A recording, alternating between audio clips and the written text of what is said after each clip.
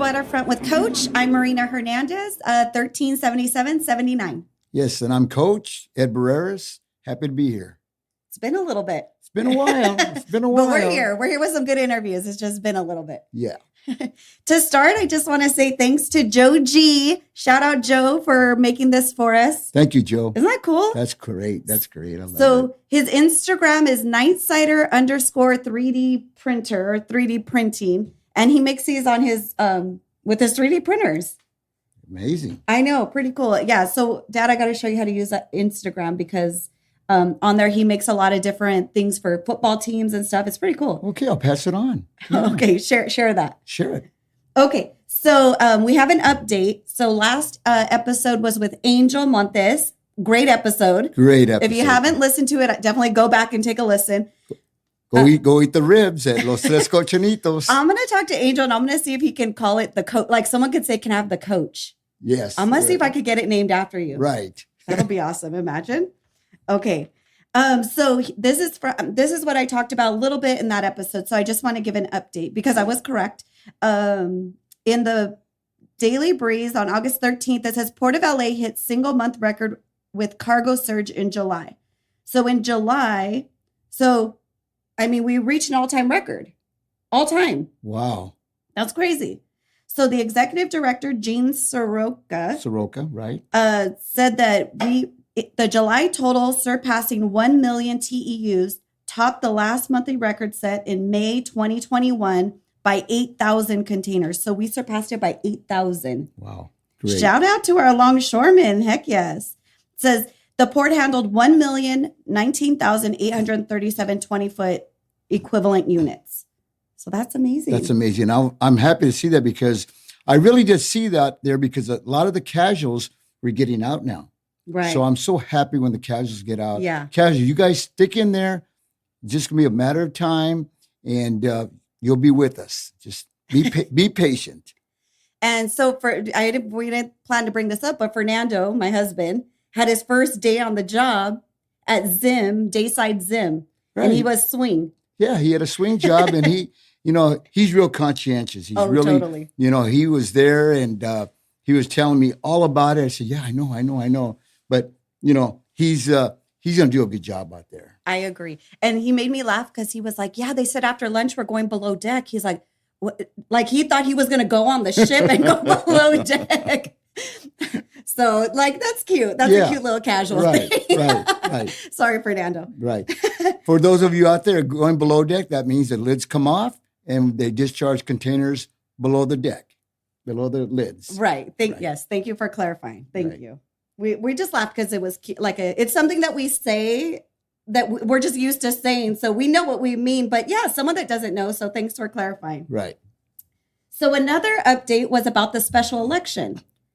First of all, I want to shout out to all the members out there for being conscientious and protecting the union by voting yes. It was voted yes, increase in dues by 80% of you guys. 80% said yes, voted in favor. 80% voted in favor of the increase, but the increase was only $19.50 or something like that.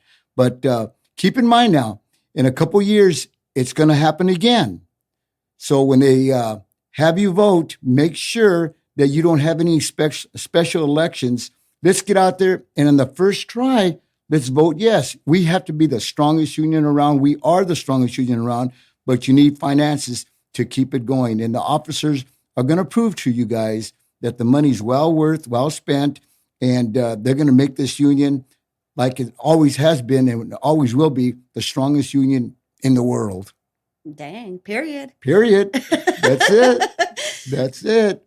And our guest on the show is Diane Middleton, and she amazing, but she also wanted to make sure that we talked about that special election. Her episode didn't come out in time, but that was really important to her too. Right. She texted us and she said she reached out, especially to the pensioners, and have their active members go out there and vote. And Diane Middleton, you guys are going to be amazed at the things she's going to bring to the interview.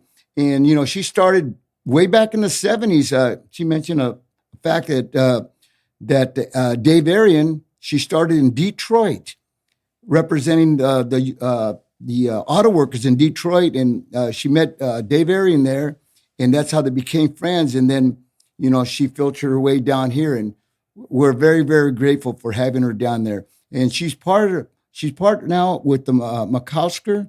Thank you, Councilman Tim McCosker. Thank you. Councilman Tim McCosker. I'm sorry. Tim McCosker.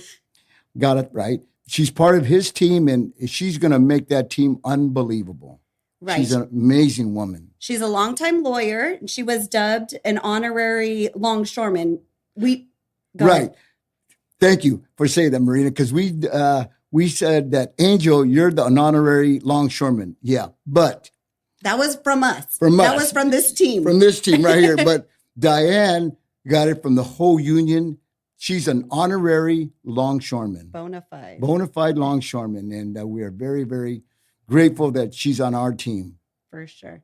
All right. So we're going to pass it over to Buddy and then get right to the show. So thanks for listening, you guys. Here we go, Buddy. For our community spotlight, we wanted to take a moment to shout out the Avalon Arts and Cultural Alliance. If you're in the harbor area and you're looking for something creative, fun, and authentically community-driven, check out the Avalon Arts and Cultural Alliance in Wilmington, California. They've got free art classes for kids, music workshops, paint nights, even breakdancing and DJ sessions, all happening at their creative center located at 616 North Avalon Boulevard. It's all about building community through the arts.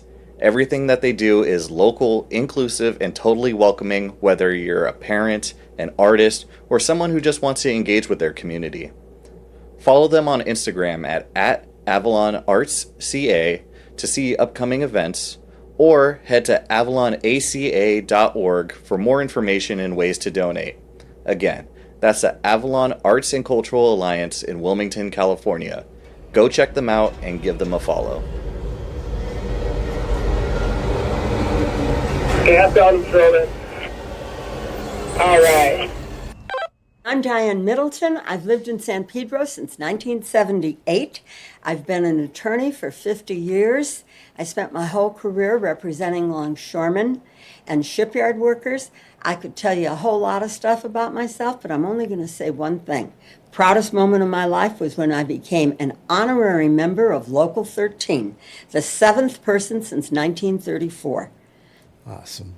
Yeah, congrats. That's Thank a you. big deal. Well, you earned it. Well, all the people that I talked to, they admire you. They've known you for a long time, and you've done really well with the longshore industry. And I'm so glad to be here. Thanks for inviting me to share with you guys Of and course. your audience. Thank you so much for being here. I feel what an honor for you to have you here, truly. So thank you. Let's get going. Let's do it. So what brought you to San Pedro? Let's start early, Diane. Tell us about yourself, Diane. Born and raised in Detroit, Italian father, Polish mother. My mother's whole family worked in the auto factories, and that was a very big factor growing up because my aunts were that first generation of women that worked in the waterfront. And of course, my grandpa on my mother's side started working at Dodge, Maine in 1917 when they still made bicycles. So he was there, and my aunts were on the picket line with him when the UAW won things like pensions, medical care in the 40s, which they never had. So I grew up in a union family, and I listened to my aunt's stories about life on the assembly line, and it made a very deep impression on me. Being born in 1943, when I came of age, my mom literally said to me, doesn't matter what grades you get in school, you're going to get married. You should learn how to cook, because that's what Italian, Polish, Catholic girls did. So I got married in 1963 when I was 19 years old. Wow. Wonderful guy, didn't work out. I always thought, I never thought about going to school. And that's a whole other story in terms of how I wound up going to college. But the bottom line is, I went to Wayne State University, which was a commuter school, not any fancy kind of college. Got my law degree. Came out west for a couple years, worked in a law firm from 73 to 78 in Detroit. And it was a very interesting law firm. We mainly represented people injured in auto steel, and nursing in the hospitals. And in those days, and still to this day, the idea of lawyers who represented injured workers on worker compensation cases, that was sort of considered the dregs of the practice, maybe a notch above or below criminal defense, but certainly nothing fancy like corporate lawyers or property lawyers. But the law firm I worked in, they believed that all the working man and woman had was their ability to get up in the morning and go earn a living. And that when they were injured, it was a very big deal. And they were entitled to the highest level of representation. And that's how I was trained. Wonderful. And that made a lasting effect. In addition, this particular law firm had the honorary distinction of being called by the international president of the UAW. We were the attorneys for all the wildcat strikers. So whenever anybody would go out, and, our lawyers in our firm would go to court and say, we need an injunction, Your Honor, to make sure these people can keep picketing. And the judge would say, well, who's your client? He'd say, we don't have a client yet, but we'll have one by 1 o'clock this afternoon. Because they represented all the hellraisers, including a group called the League of Revolutionary Black Workers. In the 60s, there were hundreds of thousands of auto workers. There were many, many African-American auto workers. There were no auto workers, black auto workers, above the rank of shop steward. So this group started that said, we got to make the UAW fair. And they said the UAW motto should be, if you ain't white, you ain't right. What? So they were hellraisers. And one of the members of this group of auto workers that had taken on the UAW was a guy named General Baker. He ran for the Michigan House of Representatives. I was his attorney, and a longshoreman from Southern California named Dave Arian came out there because he knew General from national committees like the National Committee to End Right to Work Laws, the National Committee to End Concessions, because this was the 60s and the 70s, and there were thousands of auto workers and other workers being laid off. So Dave came out to support General Baker in his election campaign. I met Dave, and we could say the rest is history. If Dave was here, he would say, I never asked you to come to California, but I did. So in 1978, I moved to California, to San Pedro. And Dave and I lived together for 5 years, never got married. To this day, people say, weren't you Dave Arian's wife? Clear the record, never married Dave Arian.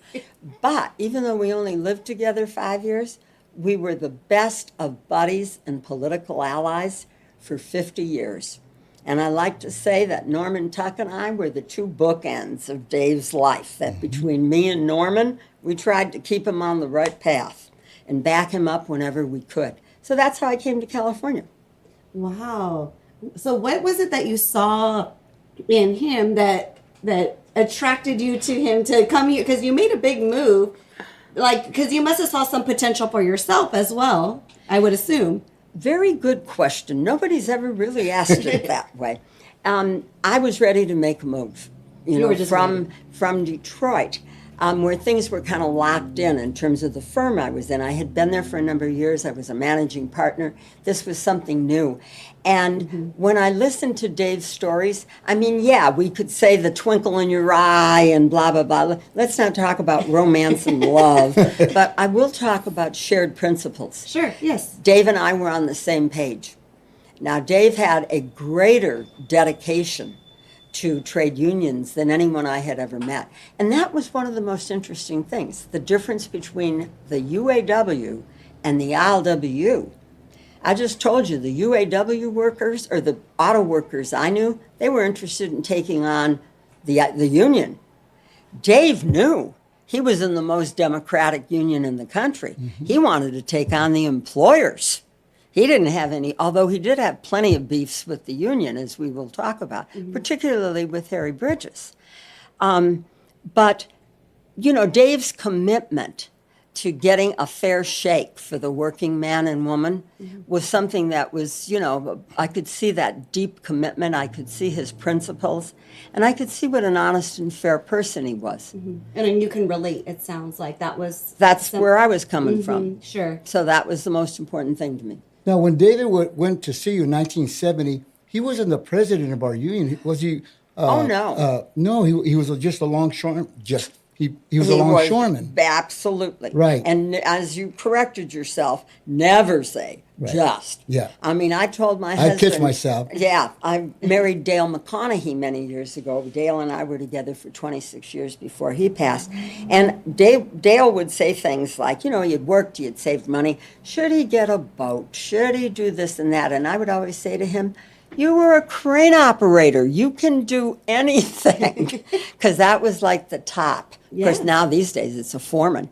But, back when, being a crane operator was something that everybody aspired to. Sure, yeah. The most skilled job there was.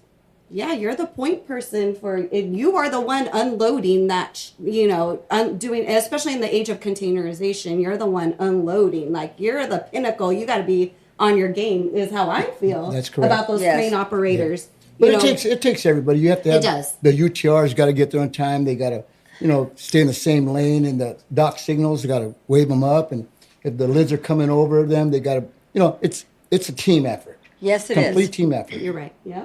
And like I was mentioning in the last episode, it's just like a very efficient machine. Everybody, were the clerks, everybody just working together. It's to me, it seems very efficient. The current process of, the way things are now. Right. And I attribute that to the fact that for, let's see, it isn't quite 100 years, but for 90 plus years, the ILWU has negotiated contracts in which they cover all that. So you know what to happen. You know what a time in lieu is. You know what happens when the job finishes early, and as medieval as it sounds, they want to sell you to another ship. What happens then, right? I mean, these things are all in the contract. And what people should know is, and I've heard you discuss this with other folks on your show, because I've listened to your show, and I love it, and it's terrific. Thank you. People should read the contract, because that's what says, when they say, can they get away with that? Look in the contract. That's right. It's all there. It's for everybody to see. And again, that was a big difference. Because I've studied the labor movement and been close to working people my whole life, the difference between the UAW and the ILWU, well, now you're talking efficiency. We could talk about the difference between longshoremen and truck drivers. I mean, what happens in longshore is you got rules. Those rules are the contract. And it says who shows up, where you go, how you start, what if you want to break, what if there's a health and safety issue? Other unions don't have that. Truck drivers don't have that. So I think of the system with truck drivers, and it's not chaos, but it sure doesn't run like longshore does. No. And that's why the truck drivers need a strong union. And, they've been Teamsters have been trying for a long time. But why they need someone to kind of get that trucking part of it organized the way longshore is. Well, yes. And what I'm hearing is the automation is really going to affect the truck drivers, because now there's like they have these Waymos, the self-driving cars, and that's going to be they're probably going to do it for truckers long distance, or that was something in the works. So I feel like that's like a big... And you have absolutely hit, Marina, one of the key issues we need to talk about. Yes. If you were to say, you got one sentence, what's the main problem facing society today? I'd say income inequality. Mm-hmm. The fact that you have a handful of billionaires that control 50% of the wealth in this country, mm-hmm. and whatever the horrible numbers are, 70 or 80% of the people are at the bottom. Mm-hmm. And most people, as we know, are one paycheck away. So income inequality is the biggest problem I think is facing us. And then when you get down to local communities like the harbor, automation. Because automation isn't just going to affect the people on the waterfront. It's going to affect everybody. It's going to affect the dry cleaner and the chiropractor and the people that do child care, because it's putting people out of work. Mm-hmm. And it's going to wreck our communities. And that's why we have to take a stand against it. The economic impact on our communities. And I mean, I'm all in favor. If you were to say, well, what do you think the waterfront's about? I'd say protecting jobs and protecting the environment. And I'm in favor of protecting the environment. But if we have special rules to protect birds, why don't we have special rules to protect our communities from economic devastation? Mm-hmm. And we don't right now. The employers have free hand to do whatever they want. And when things are going good, they like to talk about how great the longshoremen are. Yeah, well, protect their jobs. Right. Right. You go to Maersk, back in the days, it would be like 28, 30 trans operators and ships, UTRs. You go there, it's a graveyard. And I think Maersk is the worst. And if we get to it, to talk about it today, when I was appointed to the Board of Harbor Commissioners by Mayor Garcetti, my second meeting was 2,000 people at the cruise terminal talking about Maersk and automation. Mm-hmm. So that's a whole other story we could talk about. Right. Mm-hmm. Well, let's get into it. Yeah, let's talk about it. Tell me about that meeting because did you speak in that meeting? In order to really answer that, let me tell you a little bit about how the port runs, because most people don't really understand. Yes. People think they work for the port. No. The Port of Los Angeles and the Port of Long Beach are what is called landlord ports. They manage the land. They don't hire longshoremen. The PMA does. They don't hire truck drivers. They are landlord ports. And as such, like any landlord, if you're a tenant and you want to make any improvements, you got to go to your landlord and say, this is what I want to do with the property. That's going to be what we talk about when we get into Maersk a little more. But first we got to talk about, well, who regulates it? What's the deal? And the port land is so extraordinarily valuable. It's governed by a special state law called the Tideland Trust Act. And the Tideland Trust Act says that all the ports in the state of California are held in trust for the benefit of the people of the state. Mm-hmm. And there are port authorities that run those ports. And the way the port authorities are supposed to get their directions is the Board of Harbor Commissioners. So our city government system is that we have a mayor, we have 15 city council people, and then we have 300 plus commissioners. And they sit on things like the Airport Commission, Water and Power, Parks and Rec. And there's a commission called the Board of Harbor Commissioners. 5 people. The mayor appoints them, terms of 5 years. You serve at the pleasure of the mayor. In fact, when the mayor appoints you, you get a letter to sign, and it is your resignation letter. And it is undated, and it means the mayor can fire you anytime he or she wants to. So you serve at the pleasure of the mayor. Okay. Depending, you more or less got to check in with the mayor on what's happening and what the mayor wants. Okay. Anyway, so there's 5 commissioners. Let me touch on that. Go. The chief of police, the lady, right? Kristen Crowley. Yeah, exactly what you just said, that she signed the letter. It's a resignation letter.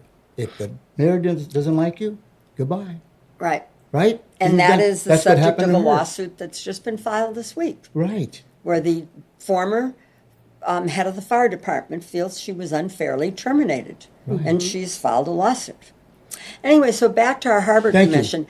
So for years, it was a struggle to get local representation. For the last 30, 40 years, there's always been an ILWU member on the Harbor Commission, okay? It started with, again, most of your listeners and maybe even Coach won't remember these people. Nate DiBiase. I remember him. Nate DiBiase was on the Harbor Commission. There were other ILWU representatives like Joe Radisich. Okay, he was on the Harbor Commission. Dave Arian was on the Harbor Commission, appointed by Mayor Villaraigosa kept on by Mayor Eric Garcetti, served for 8-9 years, became vice president of the Harbor Commission. Dave tragically was struck with throat cancer in 2018, passed away within 4 months. So there was a vacancy on the Harbor Commission. And typically there are people appointed from Pedro, Wilmington, and there was a labor seat. Well, they realized they'd get a twofer with me because I was both very active in the harbor community, but also very close to the ILWU and had the interests of the ILWU at heart. So Mayor Garcetti appointed me to fill Dave's seat in March 2019. Okay, so Dave passes January 2nd. My appointments rushed through committees, city council, because there's a big issue pending, and they want 5 commissioners. And out of respect for Dave during his illness, they didn't schedule this issue while Dave was sick. But once he passed, they knew they had to get it on the agenda. And that issue was laying the plans for the infrastructure at APM terminals, popularly known as Maersk, they said they wanted to automate, and the way they were going to do it is by installing battery-operated equipment that would be zero emission. So they applied for something, and we don't want to get too much in the weeds with this, but they applied for something called a Level 1 coastal development permit that would allow them to dig up the ground at Maersk, biggest terminal in the Port of LA, 500 acres, and lay the infrastructure so they could have equipment that was not human operated. The union fought it bitterly, and the union rallied the casuals, because all this stuff is interrelated. And we could talk about this outrageous situation with the casuals, where you had people spending 10 and 15 years of their life on hold, trying to get their book, trying to get their registration. So the casuals knew just what Coach said. If this passed, Maersk was going to be a graveyard. And all those casuals that were waiting for their B registration, I mean, typically, the employers are always the one that want to hold up registration. And they want to hold up registration because, of course, once you're registered, they're on the hook for PGP, Pay Guarantee Plan. So they don't want registered people. They want this casual, disposable workforce, right? So the issue was, what are we going to do about Maersk? The community came out. So there were hundreds and hundreds of casuals. And in addition, there were community members. And it was kind of the ILWU's finest hour.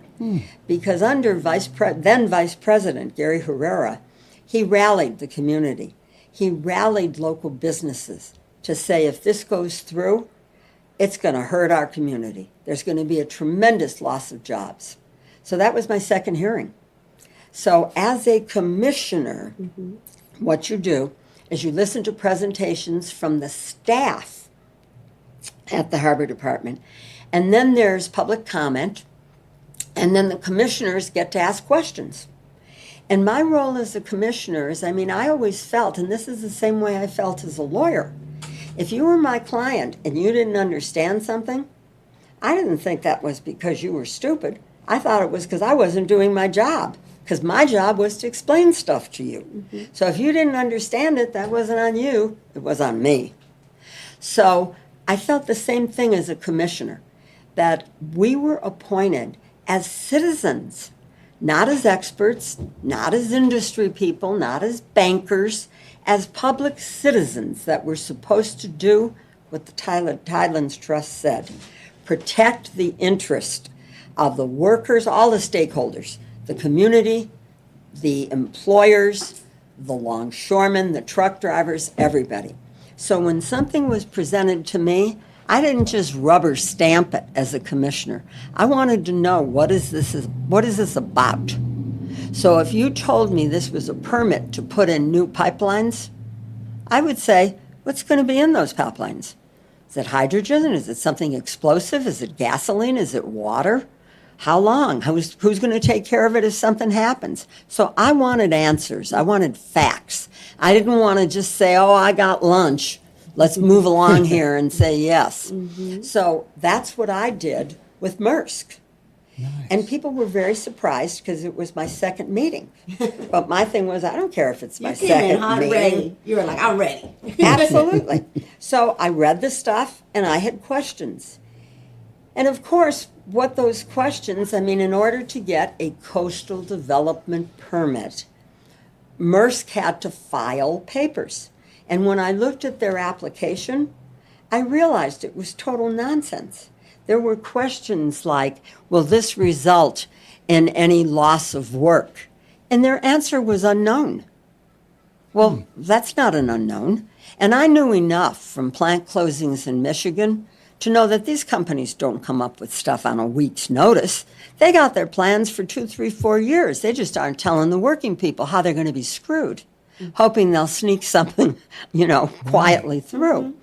So I asked all those questions of the person that was head of Maersk in Los Angeles then, John Oakes. And I was horrified. And because I keep stuff, because, lawyers, papers, files, I happened to have a newspaper that was a picture of Dave Arian from the prior contract negotiations, and the headline was, "Take Us Along."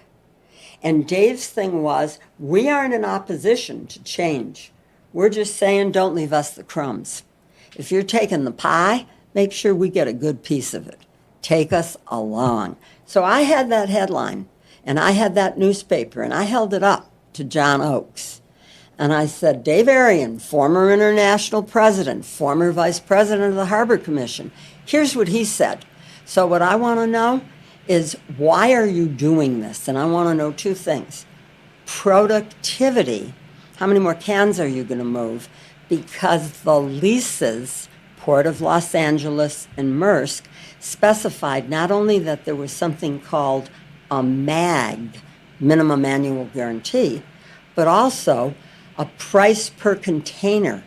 So as the terminal moved more containers, the port made more money. And it was my job as a commissioner to maximize the recovery to the port. So I wanted to know, what are you going to do about productivity and efficiency? And John Oakes' answer was, it's not going to increase efficiency. It's not going to increase productivity. And I said, well, why are you doing it then? And he said, because we want to eliminate jobs. We want to save money on labor. That's what he said? On the record, transcript. You can go back to that meeting and go to the site that says Port of Los Angeles, Harbor Commission, and go to the site that says videos of meetings, and you can hear every word that was said. And he said, yes, it's going to be a lot of layoffs, but we don't care. We're going to save money. So I heard that, and I thought, this is a no vote. I'm not voting for that. So Out of the 5 commissioners, I voted no, and the harbor commissioner from San Pedro, Anthony Perozzi, he voted no. 3 other commissioners voted yes, that they approved the permit. So there were many contentious meetings. There was another meeting of 2,000-3,000 people, and it dragged on through June, July, and August. And it finally was resolved with the intervention of Mayor Garcetti, who sat down with the parties and raised the issue of what were they going to do about training, and particularly if a lot of this was going to be automated equipment, mechanics training. And it led to, many, many years later, just a year or 2 ago, the opening of the mechanics training and repair facility on Terminal Island in a corner of the ground at Maersk. But that went through, and it was very contentious and very unfair. And it stands to this day, and as Coach said, all you have to do is go through Maersk and look at how little activity there is to know. Were those 3 appointed by who? Those 3 that voted against us. Well, one of them was a commissioner who had been there for, I think now he's the longest serving commissioner. He's probably been there for 14, 15 years, Commissioner Ed Renwick. Another commissioner was appointed by Mayor Garcetti from Wilmington, Commissioner Lucia Moreno-Linares. And She voted no. she voted yes. In She favor. said, In let favor. Maersk automate. Oh, What boy. was the Okay. since you were in the meetings? What was the rationale? What was there? What was telling them to say yes to that? Can you? Yes, very easy. The executive director of the port and Maersk said you cannot consider the economic impact. It says you shall grant a coastal development permit. It doesn't say unless it's going to put a lot of people out of work and devastate the community. So they said, according to the law, you must vote yes. But these are questions, in terms of commissioners, of conscience. When I was on the Housing Authority from 1993 to 1998, the federal government said public housing like Rancho San Pedro and Dana Strand, now redeveloped Wilmington, Normont Terrace, the federal government said undocumented immigrants cannot live in public housing. And I refused to vote for that. I said, no, the people that have lived here for years. And if you have a family and one person's undocumented and 5 people have their citizenship, you can't put that whole family on the street. So I voted no. So there's times, and there's a legal theory for that says if you feel in your conscience it's wrong, you can vote no. I thought this was a clear no vote, that automation would not be in the interest of the workforce and the community. So I voted my conscience and what I thought the law, what the big picture of the law was. Right. You are uniquely positioned, or you were uniquely positioned in that scenario because you are a lawyer. You do know the law. You do know how to follow the law, and that's interesting that you say that there is there's a, what did you call it? Something that says your conscience. Well, there's actually, the legal theory is called nullification. Oh, legal I mean, theory, if you're okay. on a jury, they can say to you, this is what the law says, and you can say, nah, I'm going to vote the other way. I don't agree with that. Because it's the way you see it and the way you call it.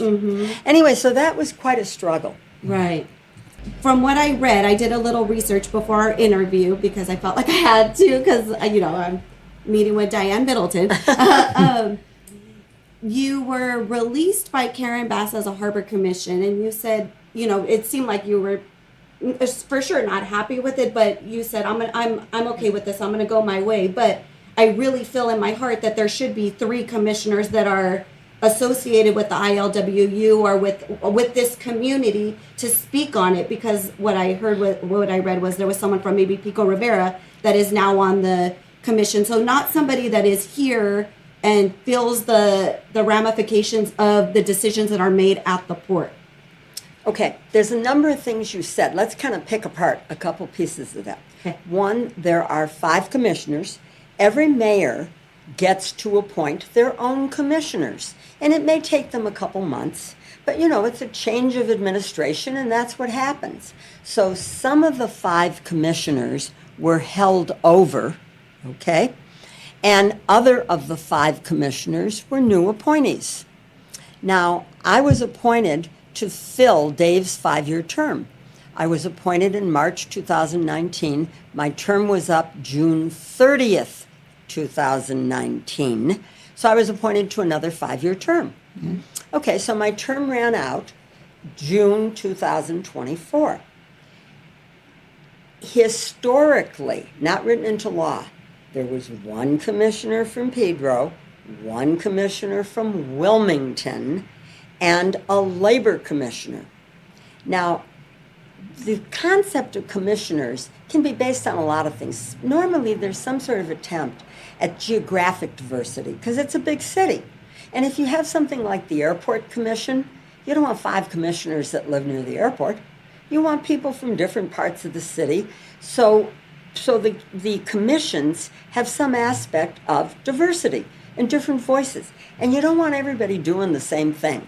So technically, you don't want to say, well, I'm going to appoint a lawyer because they know the law. No, the city attorney is supposed to tell us the law. You want people from different backgrounds. Think of it as a jury. You want everybody coming together because the idea is that reasonable, solid citizens can listen to the facts and figure out who's jiving, who's telling the truth.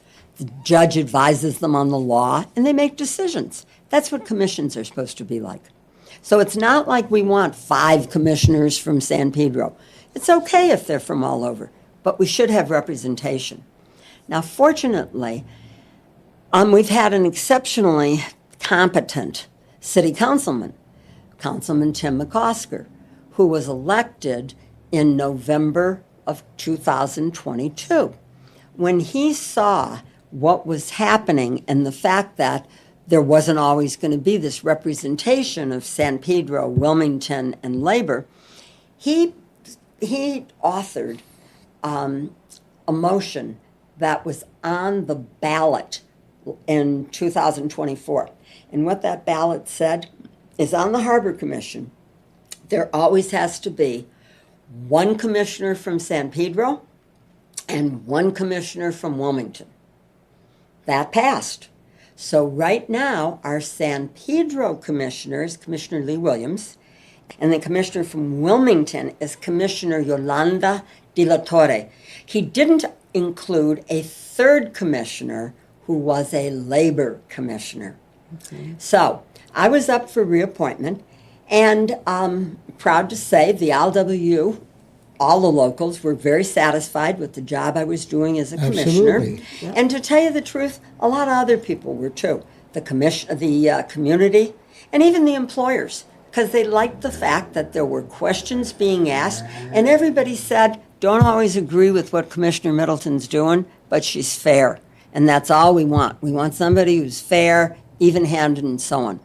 Mm-hmm. So Gary Herrera by then was president of Local 13, and he was in close contact with Mayor Bass and repeatedly said, are there any plans to replace Commissioner Middleton? And the answer was no, no, no. And in fact, I was one of the first people in San Pedro that came out in support of Mayor Bass when she was a candidate. Mm-hmm. I told you, we talked before we went on record, and I said I'm fortunate enough to have a house above Cabrillo Beach with a big old deck with a lot of people. So I had an event, couldn't be a fundraiser because city commissioners can't fundraise for city offices. But I had a meet and greet for Mayor Bass when she was running. At your home? At my home, 100 people showed up. So 3 years later, when President Gary Herrera said to Mayor Karen Bass, are there any plans to replace Commissioner Middleton? Her answer was no, we're really satisfied with Diane. Okay, so my term was up June 30th.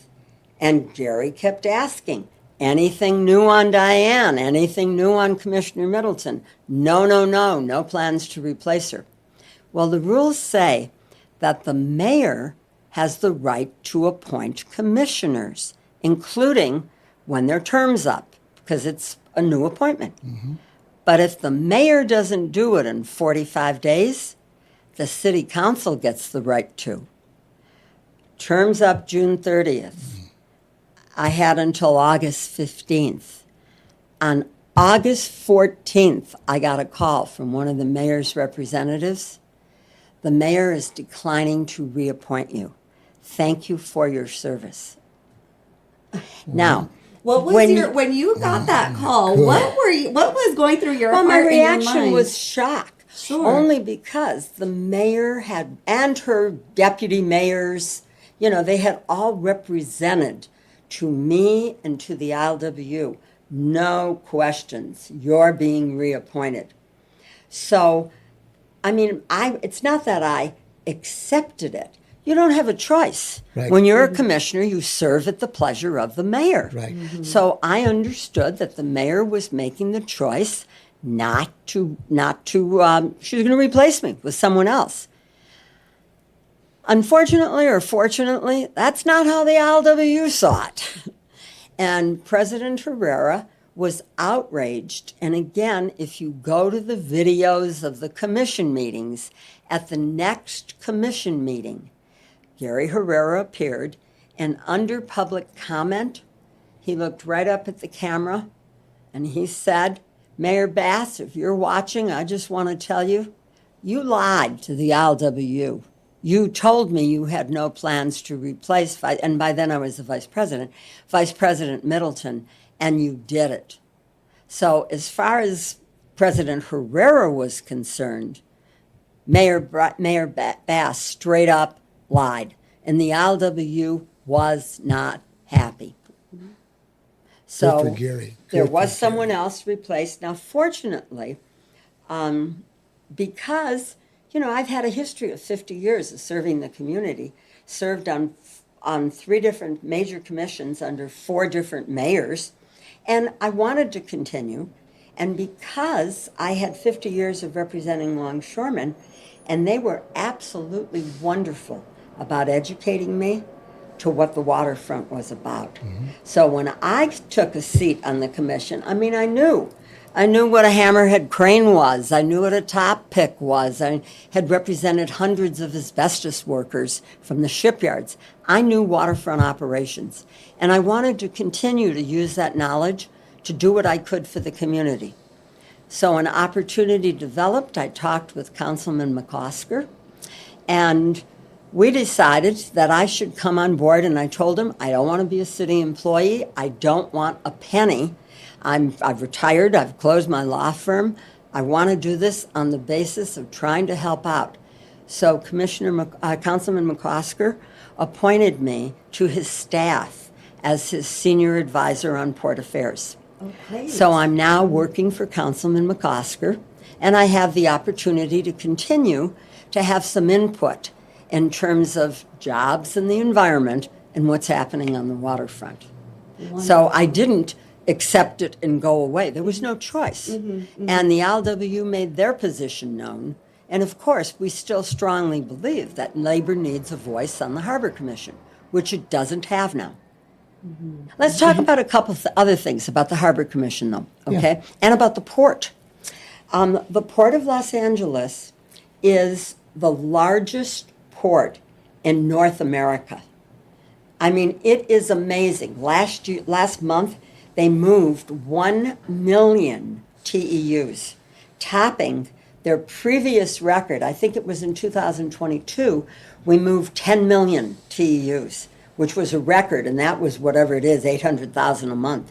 So it was an amazing record in terms of what the port's doing. I'm in favor of moving as much cargo as we can because it means jobs. But I think there's a lot of things other than TEUs. I mean, this is an extreme statement, but sometimes when you say extreme things, it capsulizes it and helps people understand. I would love it if the way we measured the success of the port wasn't just in TEUs, but how about this? Wilmington has terrible air because, of course, of all the refineries, the oil rigs that are in everybody's backyard, and also the pollution from the port. The UTRs, the container trucks that drive through the communities and so on. Wilmington has the highest rate of childhood asthma in the state. So my thing is, when we're talking about how the port's doing, why don't we talk about how fewer visits Wilmington mothers have to make for their kids with asthma to the hospital emergency rooms? Why don't we measure the success of the port by the health of the residents? Wouldn't that be a wonderful That's wonderful. standard? That's- Why don't we look at that? I look at things like we have something now called Alta Sea. And Alta Sea, we've all heard of the green economy, environmental jobs. Alta Sea is about the blue economy. Just like 20 years ago, 30 years ago, we never heard of jobs like programmer and webmaster and so on. There are jobs being developed at Alta Sea nobody's ever heard of. Robotic engineering, undersea aquaculture, wave machines. Alta Sea is the future. It is the first marine lab in the country. And it is a center for UCLA and USC and other universities doing marine research. It is so exciting. My thing is we should be investing as much money as we can in Alta Sea to make it a reality. It will create the jobs of the future. We have a goods movement training center that is supposed to be a joint project of Ports of Long Beach and Los Angeles. Dave Arian conceptualized it before he passed in 2018. It's stalled right now. We need to get that going. And it's going to be a campus that will be a hub for the ILWU, so you don't have to go one place for lashing training and another place for book learning, and you have it all in one center, everything centralized. But it also has to be, we have $110 million in state funds, and my thing is, those funds should be used to create jobs for those in our community who were not lucky enough to win the lottery and get a casual card. Not everybody's going to be a Class A or B longshoreman. What are the jobs out there for the other people in the community? How are they going to be trained? How are they going to get the benefits of this multi-billion-dollar port economy? They shouldn't be left on the doorstep. They should have a way in too. Right. And finally, public access investment plan. This was something that Commissioner Arian conceptualized in 2015. And his idea was that there should be a social compact, a contract between the port and the communities in the harbor, that the community bore the burden of pollution, traffic, industry, everything going through our town. What was the community going to get for it? So Commissioner Arian came up with this concept of the public access investment plan that said the port should take, and it's now set at 10% of its net operating profits, and the port should invest that in projects that benefit the community.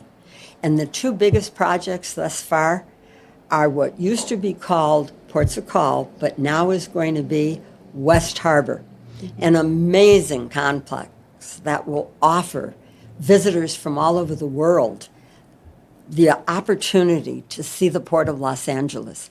And of course, just a mile or so from here, the Wilmington Waterfront Park, that has given the community of Wilmington a window on the waterfront. So those were done with profits from the port.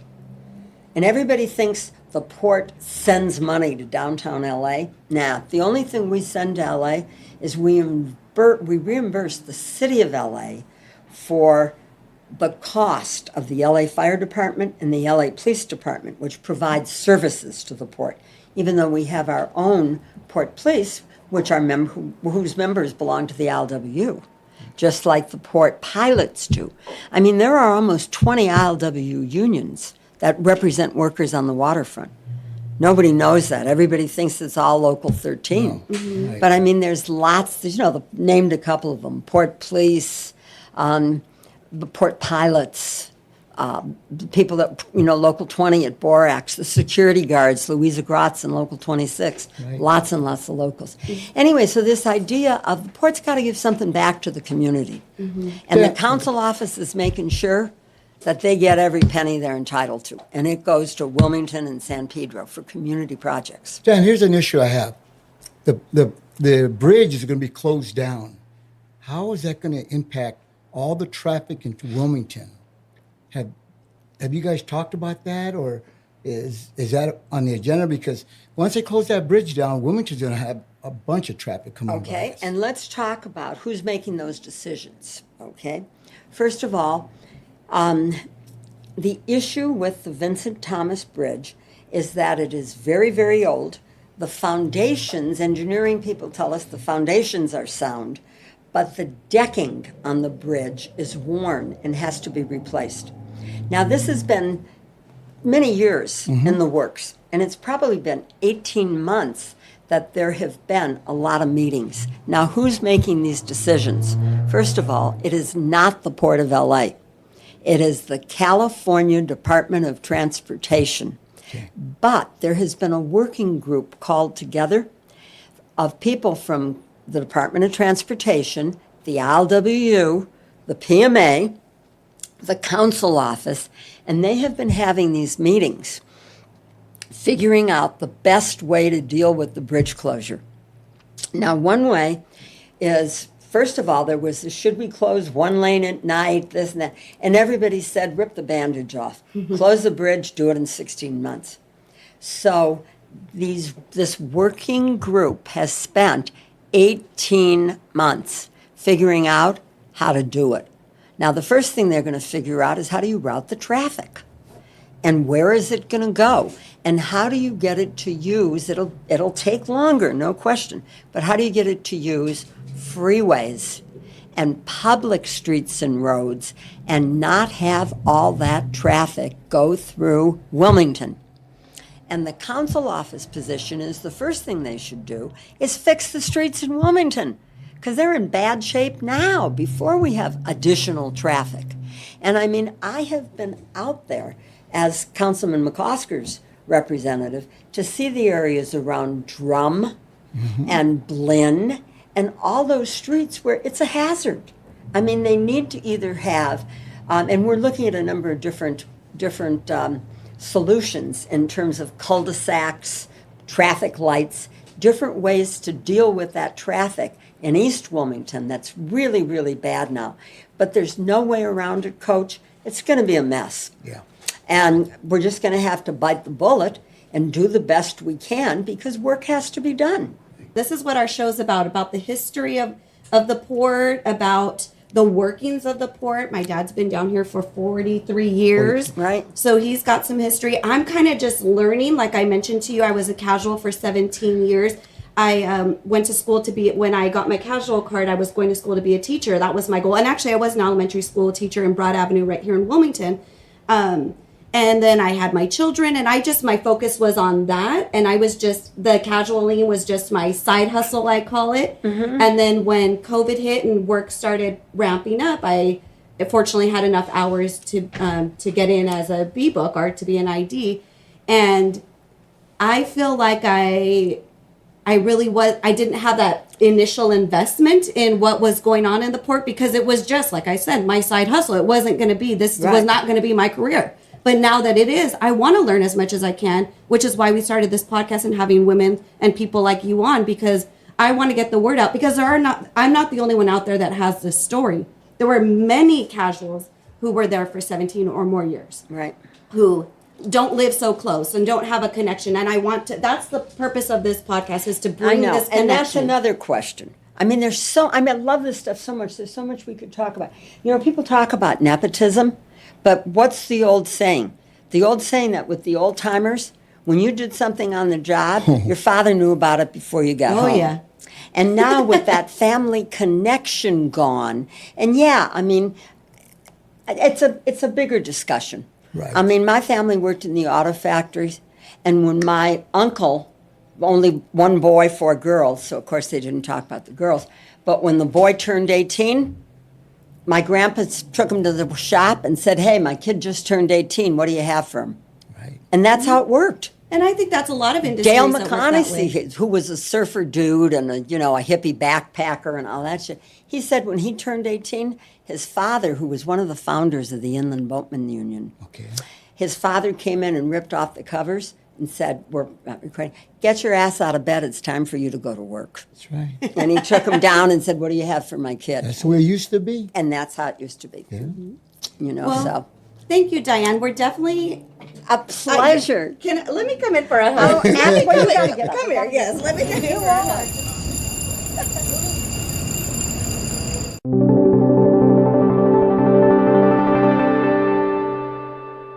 Thanks again for listening. This has been On the Waterfront with Coach, hosted by Edward Barreras and Marina Barreras Hernandez.